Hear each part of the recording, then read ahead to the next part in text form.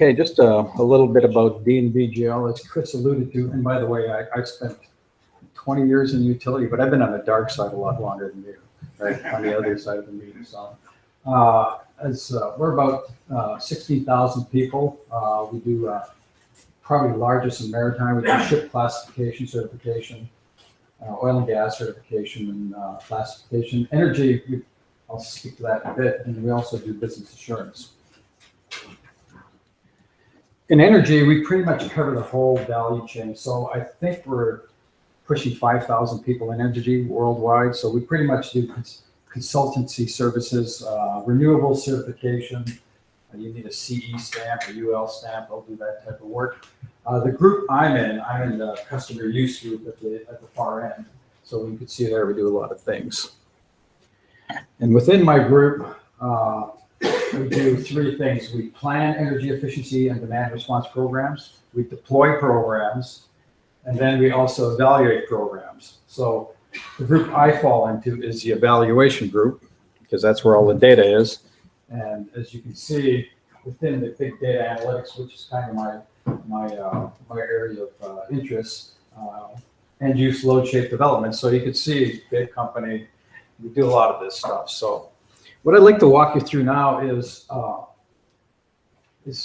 utilities use the end use data. It's been around for a long time. I did an end use study back in 1993 with electric arm equipment. So went in the homes, measured things, and going on the other side of the meter was always very scary, because once you go inside a customer's home, a lot of things can happen. So presentation is based on two things. There's a white paper on this that I wrote with Kurt. And then the other on the drivers of end use, actually Chris and Krish, Oak Ridge Lab, and two of my colleagues wrote that paper. So I'll make that available to everybody here. So when we look at the drivers, one of the big drivers now is energy efficiency policy and planning. So if I'm planning a program to, let's say, reduce some energy consumption in a jurisdiction, and I want to replace air conditioners, I need to know what those air conditioners are going to do. I need to know what the stock of air conditioners that I have in place are doing, what the new ones are going to do. When we look at rates and pricing, same thing. I'll get into forecasting in a second. But if I'm putting out a rate, a time of use rate, where I want to promote charging of electrical vehicles at night, so I need to know what that end use is doing. Same with storage, same with solar. So you need to know what's happening behind the meter. Right now, the hottest thing, with the consultancy group on our side is DER planning. What is going to be the impact of these, of what's happening behind the meter on the grid? A lot of stuff going on, and our customers are saying, what impact are these things going to have on my system? Resource capacity planning, same as T&D. Demand response is kind of the same as energy efficiency, but here's where this differentiates on what you do. Energy and demand. Energy, very easy. Demand, hard, right? I think when we look to get energy shares of appliances, I could skin that cat a lot of different ways. But if I ask anybody in this room that does non-intrusive or load disaggregation, give me somebody's contribution at peak time, that's a lot harder. And we've evaluated quite a the vendors, and we're looking, everybody does pretty good on energy shares, but when it comes to demand contributions at peak time, not so good. So we use it for codes and standards, obviously customer service and operations. We have vendors now that are, I think we heard a few of them here. I think you guys do services behind the meter where you say you're going to give the customer a lot more information. That's great. And then the other thing happening out in the marketplace on evaluation, we do lots of evaluation. We've always done it on billing data, control groups, study groups to get the energy savings. We might do some sampling to get the demand contributions, but now there's a big push to do site level type evaluation. Not evaluation, I should say measurement. Evaluation is very different. So there's, who was I talking to about evaluation? Where'd he go? There you are. Great. We had a long chat about how you model customers and customer savings. So we view the world like this. When we do a project, a lot of data sources and different costs to data. So we always start with the customer's billing data. So I can get a lot of information from a customer's billing system. Even if it's only monthly bills, I can get a lot. If I got AMI data, I can get a lot more. So we always call that tier 1, and it's at the bottom of the pyramid for a reason. It's free. The utilities have this data, so all we have to do is bring it in.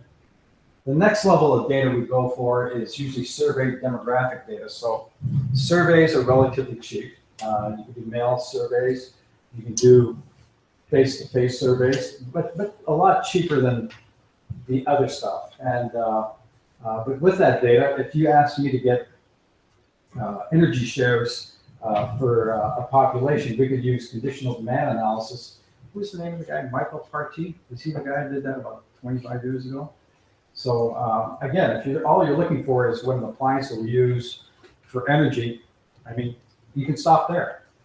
But when we start looking at demand contributions, well, now I need a little more. So the next tier is about getting interval data from customers. So again, not everybody has AMI, so there's still a lot of utilities out there that only have energy meters. So you actually have to install instrumentation in order to get that level of 15-minute data or half-hour data. Tier 4, again, now you're getting into the customer site. You're doing audits. You know, a lot more costly. Again, you're getting data. You're getting more refined data, but more costly. And finally, at the top of the pyramid. Now, why is it at the top of the pyramid? Now, if I talk to some vendors here, why is it at the top for cost? Well, if it's up to Claude and there's money, I'm going to meter it. And it's always been expensive, 10 to 15,000 per home. But you got to remember, if you look down the other side of the pyramid, at each stage, I'm using the previous stage data to weight things so that if I get data at the top, I can weight that back down to the population. And that becomes really important when you start looking at demand shares where you have one customer representing 20, 30,000 customers.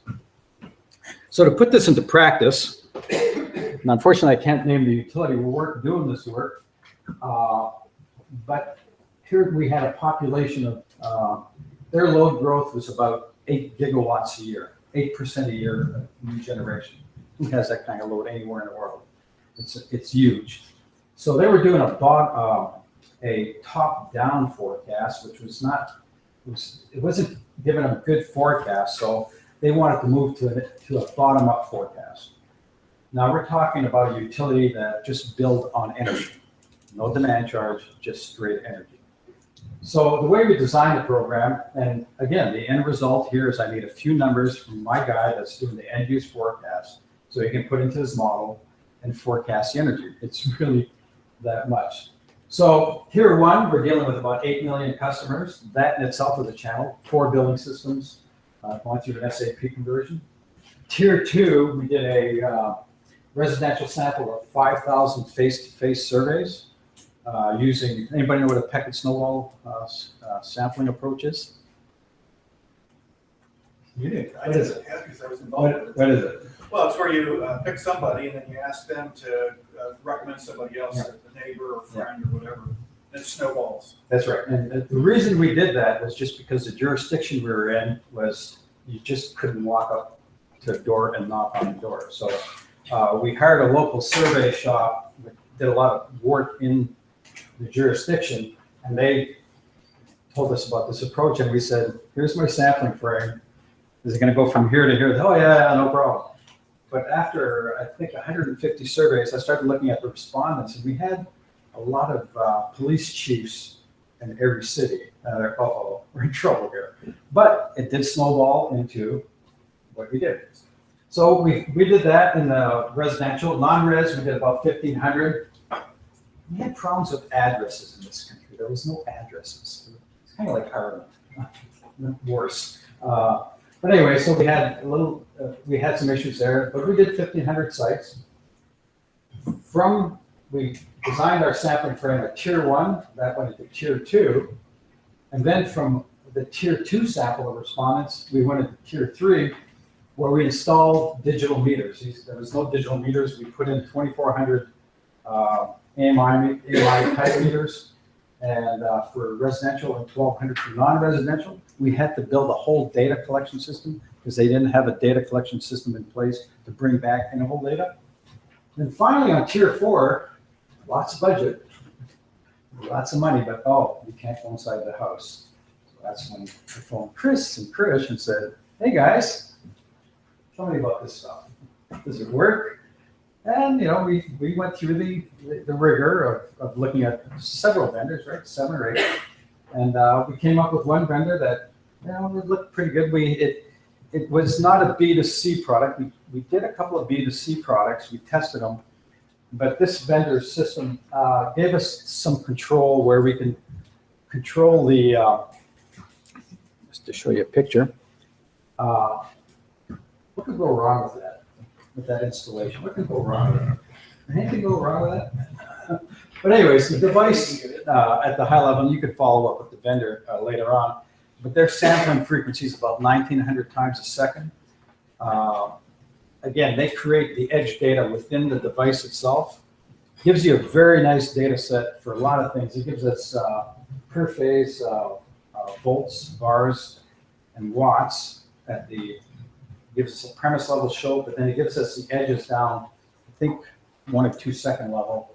And that is happening in the device. So unlike where you're taking a data set from, if you haven't got the frequency in one area, they're actually doing a lot of work in the device itself, then they're bringing it back, and then doing a lot of disaggregation. Now, this labeling is difficult. Now this jurisdiction, because we took a US-based system and put it into another jurisdiction. How many tons of air conditioning in a home? 35 tons. All window air conditioners. A hot water tank on every faucet. Think about that. So we're seeing now, we've got the data back, we're doing 1,200 sites, and we're seeing up to 50 to 100 unique signatures in a home. And now we trust nothing, of course, so we're bringing in the survey data, doing a lot of residual analysis, but it's looking pretty good. Now on the non-rest side, we're fortunate I did meter it. We just put a meter on things, expensive, but the problem we had in the jurisdiction was no codes and standards for electricity, so circuits were very dirty. So we started out with, that thing had like 23 phase meters. We can do a nice job, nice RTU. But in the end, we went with data loggers and meters that we put right on the load center itself. So we had to reduce our sample size significantly, get the accuracy we needed. In the same jurisdiction, because we did such a good job on electricity, so we're undertaking a project now where we're doing this for water. Now, water. Nobody's done any of this in water. So what we had to do is we had to develop specialized metering equipment. So we took a standard utility meter, which was recording, maybe we put a pulse out, 5 liters per pulse. And we modified that down to 0.05 liters per pulse. So think of a shot glass. That's the resolution. The frequency we're recording is at 3 seconds. So let's do some math. 2,400 times 2.3. I think it's about 27 billion rows of data. But you can see the other problem we have in this jurisdiction, water goes into cisterns, pumps up to the roof, and then it's gravity feed down into the home. What happens when you put a meter on the roof? Is there electricity? No. So think about it. I have a data logger that I need data for at least 15 to 18 months, no power, and I have to transmit the data back every day. And it's a one-way system. Think about that. On the hard things to do. And you can't go back inside the house. You don't want to go inside the house once. So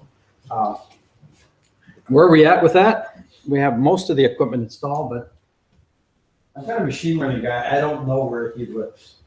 I know his name, but he's in Spain sometimes, in Thailand and others. He's just out there. Maybe it's one of you. I don't know. We'll see. But anyways, what he does is when you look at it, he takes that 3-second data. The first thing he does is he gives me premise level data at 5 minutes. And then he runs through the whole data set and he marks the data and he looks for transitions in the flow, the water flow. Now you can see that band at the bottom. In the jurisdiction we're working in, 25% of the homes have leaks in the home. They have leaks in the cistern and leaks in your home. So he just marks the date on the first pass, gives me my premise level data to show pictures to people. Then he takes those complex events, he breaks those into unique events. And then he stores that off. Then after that, he does a categorization of those. And I think that's, if I had his magic, I would put it up there. You guys would understand it, I wouldn't. But it seems that there's a grouping and classification. Then last, the hard thing again, is just even though water you would think it'd be a lot simpler than electricity, labeling becomes the issue again. And just to, well, this is kind of, we're getting good results. We're actually, because the people we're working for want to make sure things work, they want to do the ground truth. Now, how do you think you would get ground truth in this situation? How would you go about doing that? Would you go in the house and break all the, I don't know, actually you could do it easier than that. The total flow is not the problem. It's when something's turning on and turning off. So we found a widget that will tell me when at very high accuracy when something is flowing. So we're instrumenting the house again. So it'll kind of give me the lines. It won't give me the magnitude of the lines, but it'll at least give me, and we'll incorporate that into the analysis. And last, when you plan one of these projects, it is just a massive exercise in data management. You have the billing data, you have the system load data, you have all the relational data with that customer. It has to come in someplace and do your analysis. And in the end, what are we doing? We're producing 25 numbers for a forecast. So, and that's about it. So I think I ate up my time there. So.